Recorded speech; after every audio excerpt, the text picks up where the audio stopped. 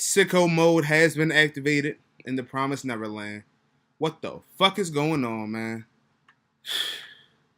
Things are really heating up in this episode of the Promised Neverland, episode 11. Some would say they're on a hot streak. You feel me? Pun intended. But listen, we're gonna start this episode off. Emma has a great plan, man. Emma came out the cut with a plan. I'm like, okay, this is great news. She says they have warm food, or no, warm clothes, food, and water, and we can leave at any time.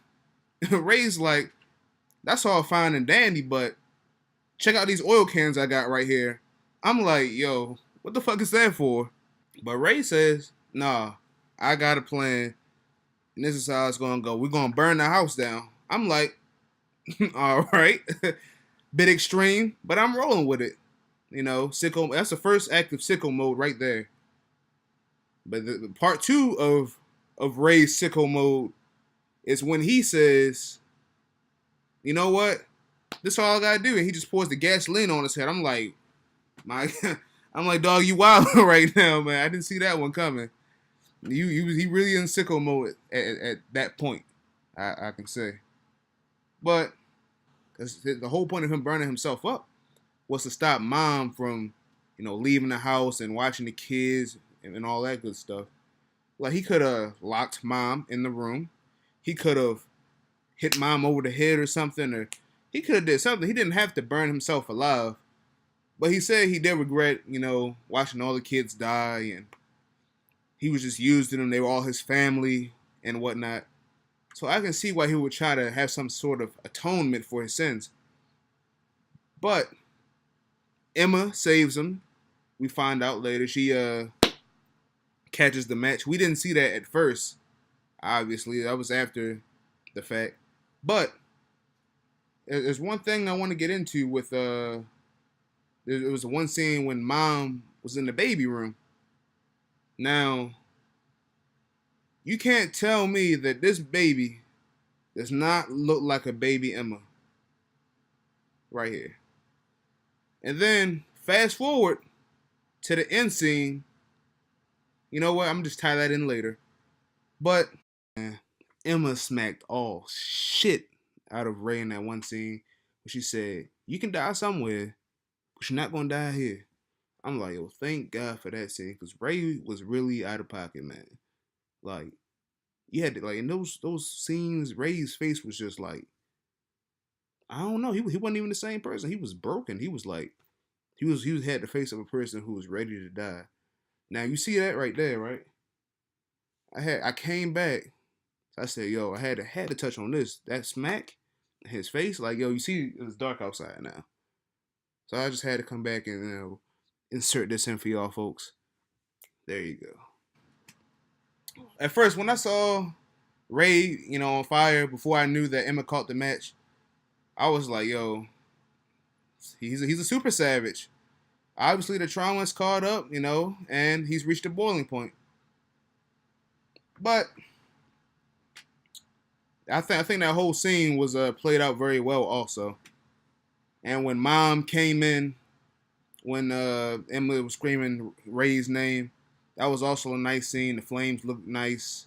Nice little back. It was like they were facing the flames so we could see the whole effect. It was nice.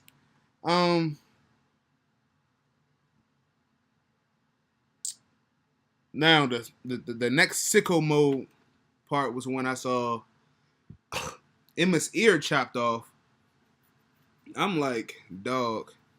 I'm like, I know they got that tool where they can just zap the bug out of the ear. I don't know why she cut her ear off. I guess, oh no, because when you zap it, it destroys the bug. Well, if you just cut it out, or you just cut your ear off, apparently, you just it's still working. That's some sick shit right there, man. She has some next level resolve. And when I saw Norman standing there, and it gave us the backdrop of how things actually boiled down, I got a newfound respect for Don and Gilda. I thought Don and Gilda were just, some, they couldn't really get it going themselves. They just followed orders here and there. But they turned out to be some pretty competent. My head is tilted. They turned out to be some pretty competent and key characters for the escape plan. As we dive into Norman's overall plan. See, Norman is he's a real life shot caller right here. Like he's like he's on some Pablo Escobar, Tony Montana shot calling type shit right here. I mean, he's the real deal. I would never want to be on Norman's bad side, even if he's a 12-year-old, because he's obviously smarter than everybody. He's like 20 steps ahead. He's playing chess and not checkers. I fuck with Norman, and I don't think he's dead still. But let me check my notes, man. Norman's playing. Norman and Emma's playing. Of course, Norman learned that Ray didn't plan on escaping with everybody. So he says he can't have that. He loves everybody too much to let anybody sacrifice. So he had just sacrificed himself before any of that would happen to anybody else. Very honorable, very noble, so smart. Smart character.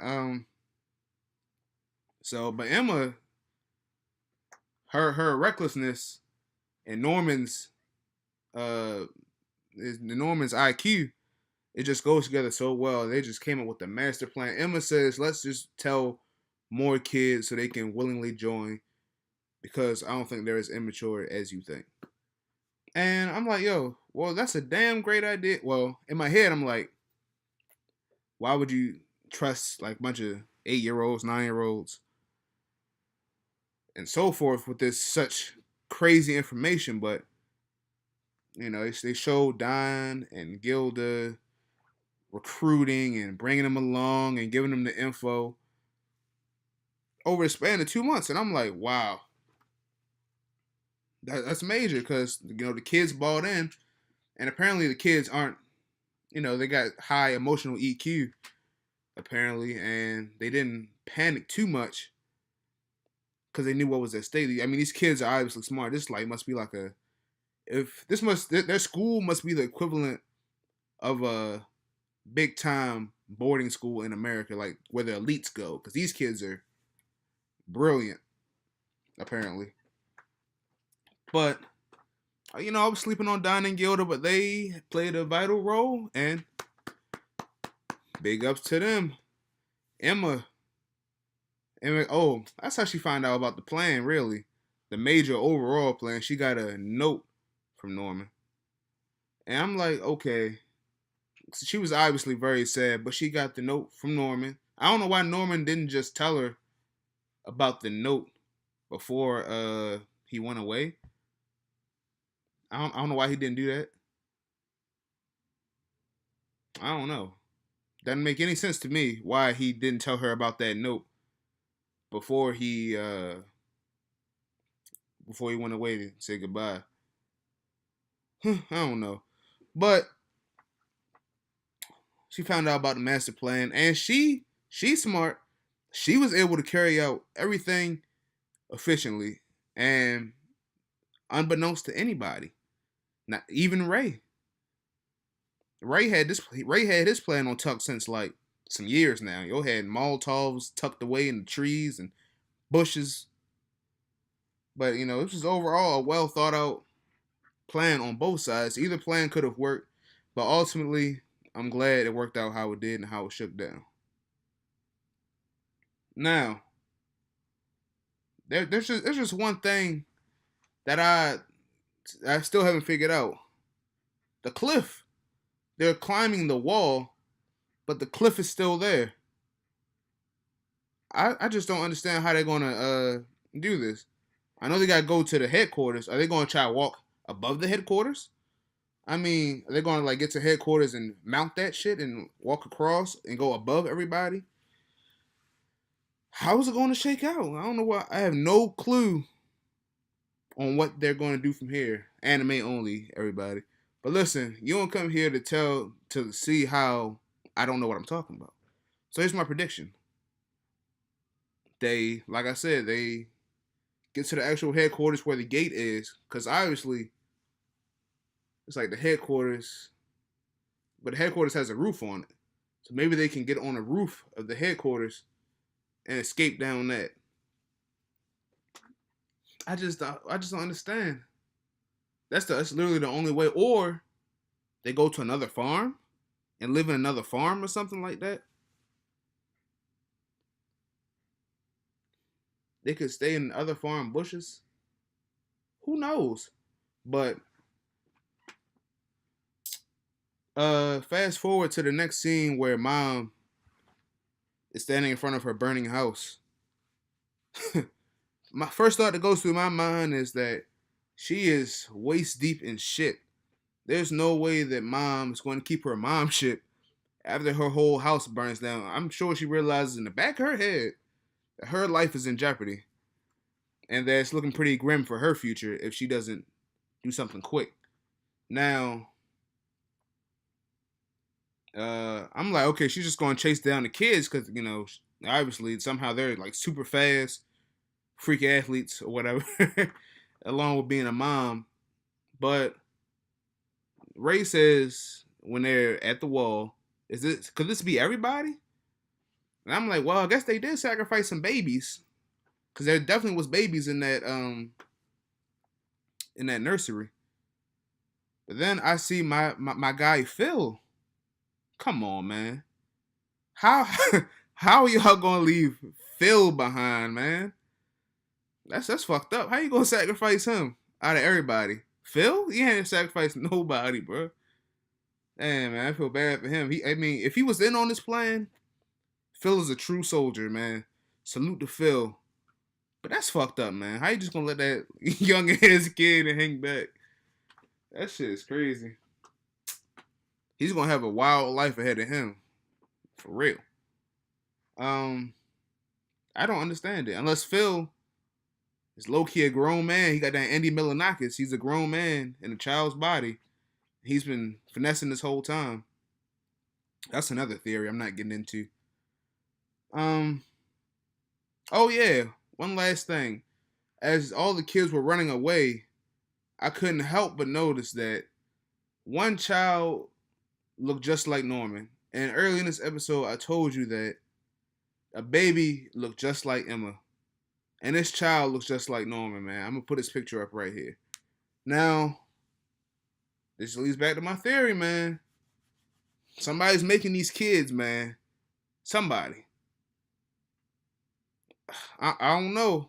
It's weird, man. But somebody's making these kids, and it's definitely some sort of bloodline thing going on. Because these kids look just like the other kids. Like, but you wouldn't be able to know. You wouldn't be able to know that the children wouldn't be able to know that they had people that look just like them. Because they get shipped out at 12 years old. And the babies can't probably even memorize the older children like that, you know, because they're babies and they're kept in the nursery or what have you. But overall, this was a good episode, and I'm excited for next week. I just have to find out how they're going to escape. I just have to find out what mom is going to do. Is she going to carry Phil along with? Because she could just leave Phil. She could just tell Phil, wait right here, and I'll be right back. But things are heating up, literally. And it was a good episode. Tell me your thoughts in the comments. No spoilers. I am an anime only. And this is Blackout Jones signing out.